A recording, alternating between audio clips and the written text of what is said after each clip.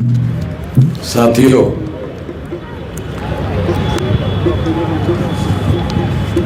आज न्याय अधिकार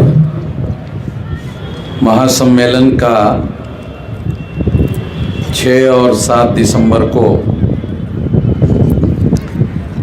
तमाम संगठनों के कार्यकर्ताओं के द्वारा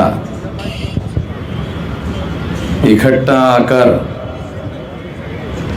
आयोजन किया गया है। तमाम संगठन के कर्ता धर्ता मंच पर उपस्थित है।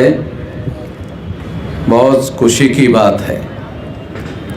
सभी लोगों को इस बात से खुशी होनी चाहिए कि जो लोग अलग अलग संगठन बनाकर समाज में लड़ाई लड़ रहे हैं, वो लोग सारे के सारे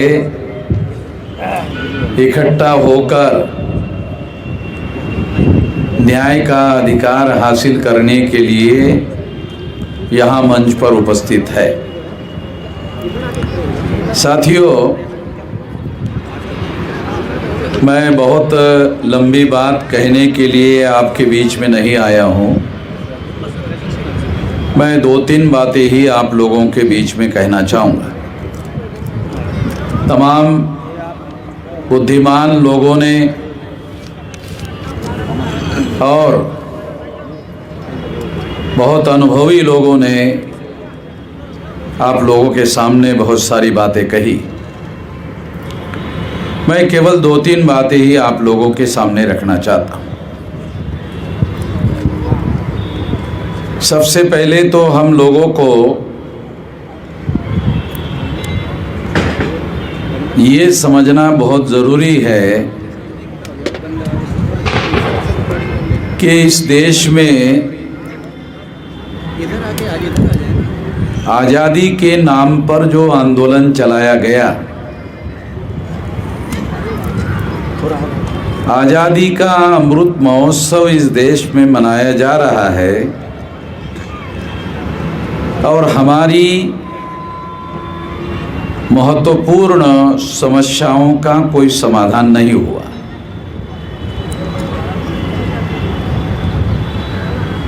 देश को चलाने वाले जो लोग हैं वो अमृत महोत्सव मना रहे हैं,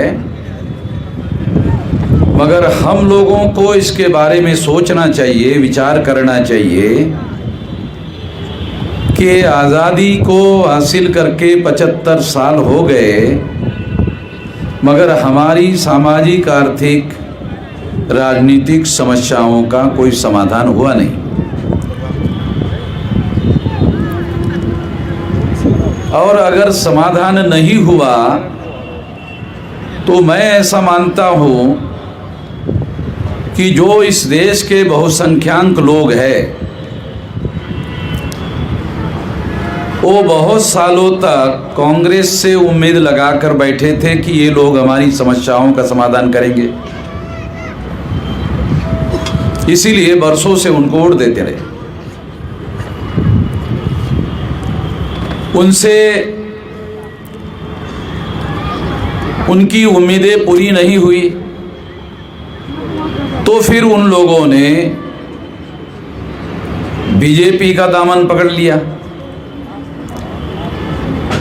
और सेंट्रल में अभी बीजेपी की लगातार 8 साल से सरकार चल रही है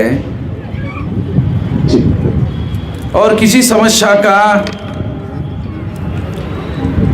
हमारा जो बहुसंख्यक समाज है उसका समाधान होता हुआ दिखाई नहीं दे रहा है। अगर होता तो फिर ये न्याय अधिकार सम्मेलन को आयोजित करने की जरूरत नहीं थी। ये न्याय अधिकार सम्मेलन इसलिए आयोजित हुआ या किया गया तमाम संगठनों के लोगों ने क्योंकि ये उम्मीद उन लोगों से भी पूरी नहीं हुई। तो मैं इस संदर्भ में बात आप लोगों को बताना चाहता हूं कि जो लोग सदियों से इस देश में अन्याय करने वाली व्यवस्था को बनाकर चला रहे हैं, उन लोगों के द्वारा बनाए गए संगठन को हमारे लोगों ने साथ सहयोग दिया। शेड्यूल कास्ट के लगभग उस अन्याय करने वाले समाज ने 1703 टुकड़े किए। शेड्यूल कास्ट की 1703 जातियां है देश में, आदिवासियों के 801 टुकड़े हैं और पिछड़े वर्ग के 3743 टुकड़े हैं मंडल कमीशन के अनुसार। ये तीनों मिलाकर 6247 जाति के टुकड़े हैं। उन्हीं लोगों ने किए हजारों सालों से हम लोगों के। जिन लोगों ने हमारे 6247 टुकड़े किए, उन्हीं लोगों से हम लोगों ने उम्मीदें पाली थी कि ये लोग हमारी समस्याओं का समाधान करेंगे, और इसीलिए हमारे लोगों ने कांग्रेस का साथ दिया। फिर वही लोग बीजेपी का साथ देते रहे, उनसे भी उम्मीद पूरी नहीं हुई। अन्याय करने वाले समाज ने एक पिछड़े वर्ग के आदमी को, एक ओबीसी के आदमी को, नरेंद्र मोदी को प्रधानमंत्री के तौर पर नॉमिनेट किया। मैं नहीं मानता कि नरेंद्र मोदी रियल रिप्रेजेंटेटिव है। ये हमारे समाज का रियल रिप्रेजेंटेटिव नहीं है। ये आरएसएस के ब्राह्मणों के द्वारा नॉमिनेटेड है। तो हमारे बहुत सारे पढ़े लिखे लोगों को, मैं अनपढ़ों को नहीं कह रहा हूं, कि अभी तक नॉमिनेटेड रिप्रेजेंटेशन भी समझ में नहीं आता। पढ़े लिखे लोगों को समझ में नहीं आता नॉमिनेटेड रिप्रेजेंटेशन क्या है। जो लड़ाई बाबा साहब अम्बेडकर ने 1932 में रियल रिप्रेजेंटेशन और नॉमिनेटेड रिप्रेजेंटेशन के बीच में, गांधी जी के बीच में और बाबा साहब अम्बेडकर के बीच में लड़ाई हुई।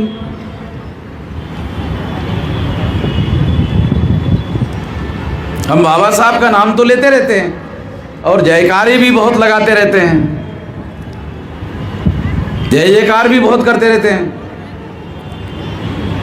मगर बाबा साहब अम्बेडकर की और गांधी जी के बीच की लड़ाई क्या थी, इसको जाने बगैर ही हम आज की लड़ाई लड़ना चाहते हैं। मुझे तो नहीं लगता इस तरीके से लड़ाई लड़ी जा सकती। जो कौम इतिहास से सबक नहीं सीखता, वो कौम कभी अपना आंदोलन, स्वाभिमानी आंदोलन नहीं चला सकता, आत्मनिर्भर आंदोलन नहीं चला सकता, अपने बल पर आंदोलन खड़ा नहीं किया जा सकता, अगर इस इतिहास को आप जानते नहीं हैं। 1932 को नॉमिनेटेड रिप्रेजेंटेशन और रियल रिप्रेजेंटेशन, इसके बीच की जो लड़ाई है, बाबा साहब अम्बेडकर और गांधी जी के बीच में लड़ाई थी। और बाबा साहब अम्बेडकर शेड्यूल कास्ट और शेड्यूल ट्राइब के लिए रियल रिप्रेजेंटेशन का 17 अगस्त 1932 को अधिकार हासिल करने में कामयाब हुए थे। कितने पढ़े लिखे लोगों को यह बात जानकारी है कि गांधी जी ने इस अधिकार को आमरण अनशन करके छीन लिया? कितने पढ़े लिखे लोगों को पता है? और अगर पता है तो वो पता होना क्या आज के तारीख में जो 131 मेंबर पार्लियामेंट शेड्यूल कास्ट और शेड्यूल ट्राइब के वर्तमान पार्लियामेंट में चुनकर गए हुए हैं, और जिसमें 76 मेंबर पार्लियामेंट शेड्यूल कास्ट और शेड्यूल ट्राइब के, भारतीय जनता पार्टी के 303 मेंबर पार्लियामेंट में शेड्यूल कास्ट और शेड्यूल ट्राइब के लोग शामिल हैं, जो बीजेपी की सरकार बनाने में लगे हुए हैं, उस सरकार को चलाने में लगे हुए हैं, जिसको हमारे पढ़े लिखे लोग, विधायक जी, सांसद जी, यानी आप लोग अपने लोगों को जगाते भी रहोगे, और दलालों और भड़वों को, जिनको बाबा साहब अम्बेडकर ने what Gandhi and Congress have done to untouchable नाम के किताब में दलाल और भड़वे कहा। उनको आप सांसद जी भी कहते रहेंगे, आप विधायक जी भी कहते रहेंगे, और आपको इस बात का मलाल भी होगा कि यहां लोग उपस्थित नहीं है। अरे लोग उनके साथ जाएंगे, इलेक्टेड मेंबर पार्लियामेंट के सांसद जी के साथ जाएंगे, विधायक जी के साथ जाएंगे कि आपके साथ आएंगे, कफल्लक लोगों के साथ में? उनके साथ जाएंगे ना, उनके साथ जाएंगे। जब तक आप उन दलालों और भड़वों के बारे में जिनको बाबा साहब अम्बेडकर ने what Gandhi and Congress have done to untouchable में दलाल और भड़ुआ कहा, आप कह सकते हो? जो बाबा साहब अम्बेडकर ने लिख कर रखा वो कहने की भी आप लोग जरूरत नहीं करते हो, तो लोग जागृत कैसे होंगे? उनसे लोग कटेंगे तो यहां मैदान में आएंगे, उनसे जुड़े रहेंगे तो आपके मैदान में कैसे आएंगे? और क्यों आएंगे? सांसद के पास जाएंगे ना, विधायक के पास जाएंगे, आपके पास क्या आएंगे? क्या है? अगर आपने पुलिस चौकी में टेलीफोन किया तो पुलिस चौकी वाला आपकी सुनता नहीं है, उसकी सुनता तो है कम से कम सांसद की और विधायक की, उसके साथ जाएंगे।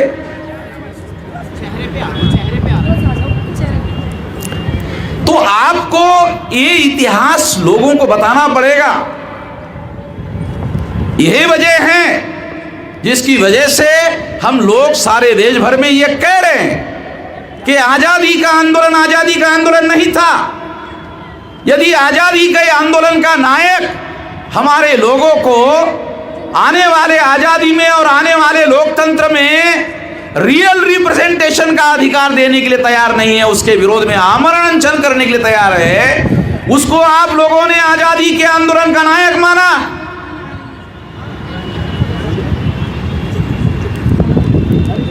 उसको नंगा करना पड़ेगा। वैसे तो वो आधा नंगा ही है, थोड़ी आधी कोशिश करनी पड़ेगी, ज्यादा कोशिश नहीं करनी पड़ेगी। आधी कोशिश करने के लिए भी आप राजी नहीं हैं।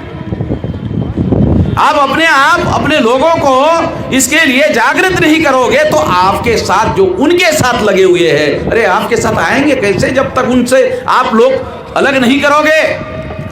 उनसे उनको अलग करना पड़ेगा तो फिर ये मैदान भरेगा। क्यों नहीं भरेगा? ये मैदान कि मैंने अधिकारियों को पूछा भाई कितने भर सकते हैं, तो आधा ही रख दिया, अभी तो ये तो पूरा रखा ही नहीं। मैंने अभी आते आते पूछा, अरे ये तो मैं अभी बुक करने वाला था ये पूरा भरने के लिए, अभी मैं दूसरा कार्यक्रम यहाँ पूरा, मैंने कहा तो साला आधा ही रह गया। तो यहाँ कार्यक्रम करने का साला कोई मीनिंग नहीं रहा अभी तो, क्योंकि तो हम लोग जितना इकट्ठा कर सकते हैं तो उसके लिए जगह ही नहीं हो रही है अभी रामलीला मैदान। 2-3 लाख लोग तो हमने आरएसएस के हेडक्वार्टर 3.5 लाख लोग लेकर गए थे, यहाँ तो जगह नहीं है, यहाँ तो 60-70 हज़ार से ज़्यादा लोग नहीं आ सकते। साथियों, मैं आपको ये बताना चाहता हूँ कि यदि आज़ादी का आंदोलन होता तो फिर गांधी जी को हमारे लोगों के मिले हुए अधिकारों के विरोध में आमरण अनशन करने की क्या जरूरत थी? अगर वो हमारे ही मिले हुए अधिकारों के विरोध में छीनने के लिए आमरण अनशन कर रहे थे तो फिर वो आजादी का आंदोलन भी चला रहे थे, वो कैसा चला रहे थे? ये सिंपल सवाल हमारे दिमाग में पड़ना चाहिए। इसलिए साथियों, मैं आपको इतिहास को खंगालना पड़ेगा, और बहुत पुराना इतिहास नहीं, आधुनिक भारत में जहां 1848 से लेकर ये आधुनिक भारत में लड़ाई लड़ी गई है, उसका इतिहास तो कम से कम हम लोग ठीक से समझे। अगर उसका इतिहास ठीक से समझने की कोशिश करेंगे तो फिर हम आज़ाद भारत में, जो हमें आज़ादी नहीं मिली है, पुलिस चौकी में हमारा एफआईआर नोंद नहीं होता, भाई आज़ादी मिली है, क्या आज़ादी मिली है? हमारे लोगों को आदिवासी इलाके में 500 आदिवासियों को एफआईआर नोंद करने के लिए जाना पड़ता है, जो सुप्रीम कोर्ट कहता है कि ये संवैधानिक अधिकार है। एफआईआर संवैधानिक अधिकार है, तो एक आदमी पुलिस चौकी में जाकर नोंद कर ले तो नोंद होना चाहिए, नहीं होती। काहे की आजादी है? इसको आजादी कहा जा सकता है? इस देश में आपके इलेक्टेड रिप्रेजेंटेटिव है 131 मेंबर पार्लियामेंट और 1000 से ज्यादा एमएलए है पार्लियामेंट में, उनको कोई बोलने नहीं देता। अरे आपकी छोड़ो, आपके इलेक्टेड रिप्रेजेंटेटिव को पार्लियामेंट में कोई बोलने नहीं देता। जब आपके इलेक्टेड रिप्रेजेंटेटिव को बोलने नहीं देता कोई, और लोकसभा का सभापति ही उनको रोकता है। हीरालाल परमार का नाम सुना? 82 में संसद में जब 82 में रिजर्वेशन विरोधी आंदोलन हुआ था गुजरात में, वो संसद में बोलना चाहता था तो सभापति ने कहा, परमार जी आपकी कांग्रेस पार्टी ने आपका नाम बोलने के लिए नहीं दिया है, आप नहीं बोल सकते। हम बहुत जल्दी भूलने वाले लोग हैं, हमारे पिछवाड़े पे डेली लात पड़ती है, मगर भूलने का हमारा ऐतिहासिक रिकॉर्ड है। हम बहुत जल्दी भूल जाते हैं और फिर नई नई कहानियां हमारे सामने आती रहती है। साथियों, एक तो ये बात हम लोगों को, ये जो 1848 से लेकर 1956 तक का जो आधुनिक भारत का इतिहास है, अगर उसे ही ठीक से समझ लो, बहुत पुराना 2-3 हजार साल का छोड़ो, ये भी अगर इतिहास ठीक से समझ लो और समझकर उसके सबक लेकर अगर आप अपने लोगों को जगाने का काम करो तो लाखों लोग ये मैदान पर इकट्ठा हो सकते हैं। क्यों नहीं हो सकते?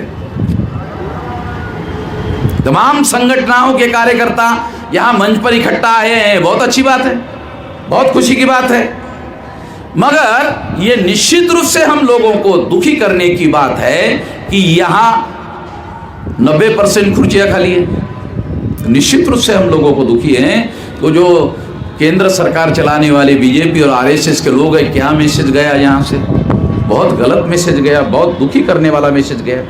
उनका हौसला बढ़ता है इस वजह से, हमारे दुश्मनों की हिम्मत बढ़ती है इससे।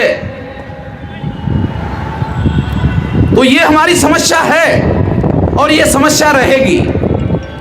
एक तो ये बात मैं आप लोगों को बताना चाहता हूं। दूसरी बात मैं आप लोगों को बताना चाहता हूं, क्योंकि मैं तीन ही बात बोलूंगा। दूसरी बात यह है कि हम लोगों को इस देश में परिवर्तन करने के लिए आंदोलन चलाना होगा। अगर परिवर्तन करने के लिए आंदोलन चलाना होगा तो क्या कोई आंदोलन संगठित शक्ति के बगैर आप चला सकते हैं? क्योंकि आपकी इस देश में जो 6247 जाति के टुकड़ों में बांटकर इस देश की जो ब्राह्मणिकल सोशल ऑर्डर बनाई गई है, उस व्यवस्था को बदलने के लिए, उस व्यवस्था का परिवर्तन करने के लिए आपको इस देश में आंदोलन चलाना होगा। वो है आपकी मूल समस्या। और इस समस्या का समाधान करने के लिए आपके पास संगठित शक्ति चाहिए। आपके पास संगठनाएं हैं, संगठित शक्ति नहीं। क्योंकि यहां तो हमारे तमाम जो लीडर हैं उन लोगों की संगठनाएं तो है, नहीं है ऐसा थोड़ी है, मगर संगठित शक्ति नहीं है। जब काशीराम जी ने, क्योंकि काशीराम जी ने पहले महाराष्ट्र में काम शुरू किया था, तो महाराष्ट्र के लोग उनको बोलते थे, आप लोगों को मालूम नहीं है क्योंकि हम लोग उस समय काम करने वाले लोग कार्यकर्ता थे तो हमें मालूम है। लोग महाराष्ट्र के उनको क्या बोलते थे कि ये रिपब्लिकन पार्टी के जो टुकड़े हैं उसको आप इकट्ठा करो। काशीराम जी ने नहीं माना, वो बोलते थे कि उन टुकड़ों को इकट्ठा करो, लोग बोलते थे। तो उन्होंने, काशीराम जी ने इस बात को नहीं माना। उनका कहना था कि इनको इकट्ठा करने के लिए मैं जितना समय लगाऊंगा, होगा कि नहीं होगा नहीं बोल सकते, क्योंकि बहुत पहले दूसरे लोग भी कोशिश कर चुके हैं। उससे बेहतर तरीका है जनता को जगाकर इकट्ठा करना। मैं आपको हिस्टोरिकल बात बता रहा हूँ, सबूत के आधार पर बता रहा हूँ। तो उन्होंने दूसरा रास्ता अपनाया। कौन सा? जनता को जगाकर इकट्ठा करने का। आप लोगों ने नेताओं को इकट्ठा करने का काम किया, अच्छा काम किया, वैसे गलत नहीं है ये, अच्छा का। जो काशीराम जी ने इसको अच्छा नहीं माना, आप लोगों को थोड़ा हिस्टोरिकल फैक्ट बता रहा हूं, ये रास्ता सही नहीं है, ऐसा काशीराम जी का मानना था। इससे हमारा कुछ होगा नहीं, इसे समाधान नहीं होगा। अभी भी कुछ लोग ये बोल रहे थे, एक लड़की बोल के गई कि अब यहां हमारे संगठनकर्ता नेता लोग इकट्ठा तो हो गए, कल क्या होगा यकीन नहीं है। तो लड़की का यकीन नहीं है, हमारे लोगों हमारे ऊपर विश्वास नहीं है लड़की का, तो वो मैं उसको गलत नहीं मानता। जिस लड़की ने अपनी बात कही उस लड़की को मैं गलत नहीं मानता।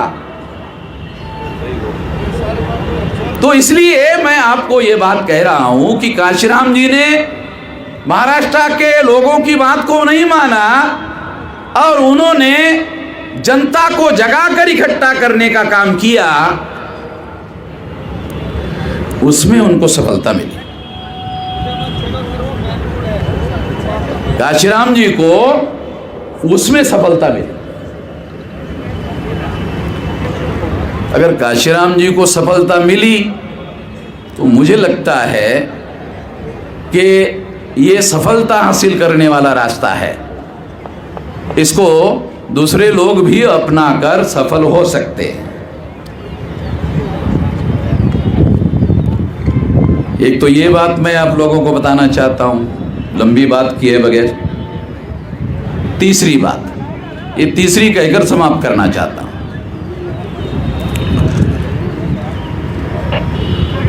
यही रास्ता जो काशीराम जी कहते थे या वो करते थे,